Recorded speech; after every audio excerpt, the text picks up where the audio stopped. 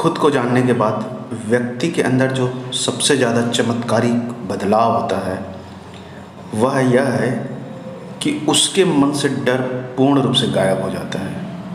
मन भी गायब हो जाता है और मन में इतना शांति पैदा होता है, इतना निश्चिंत हो जाता है जीवन के प्रति, क्योंकि उसके अंदर से मोह पूर्ण रूप से गायब हो जाता है। ना ही वस्तु का मोह रहता है, यहाँ तक कि अपने शरीर का मोह भी नहीं रहता है। क्यों?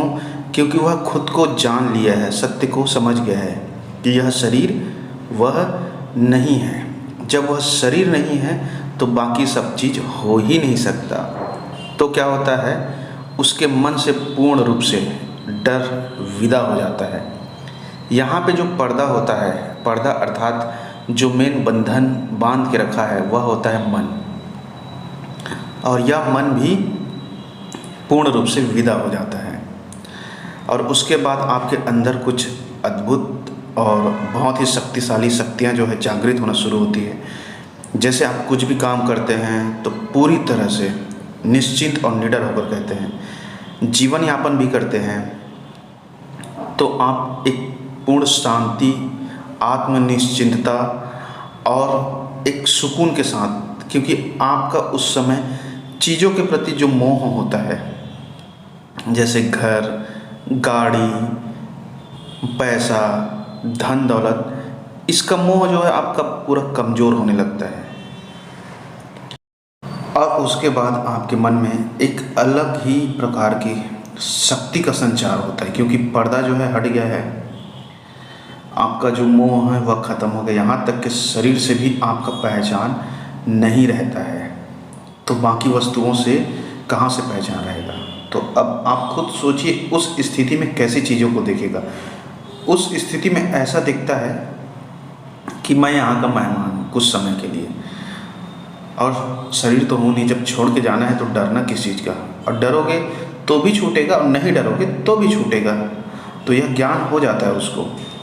और उसके बाद उसके जो कार्य करने की क्षमता है, जो कार्य करने की शैली है, और जो उसकी एक एनर्जी की जो शक्ति की लेवल है वो इतना ज़्यादा हाई हो जाता है, व्यक्ति कोई भी चमत्कार करना शुरू कर देता है।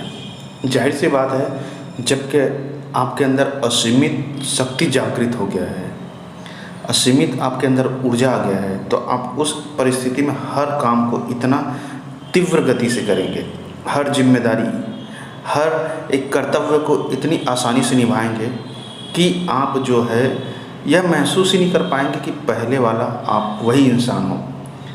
क्योंकि आपके बीच में जो रुकावट था वो मन था, विचारों के जो गुच्छे थे या फिर विचारों का जो पहाड़ था कर्मों का, वह सब गिर जाता है, पिंड जो है नष्ट हो जाता है।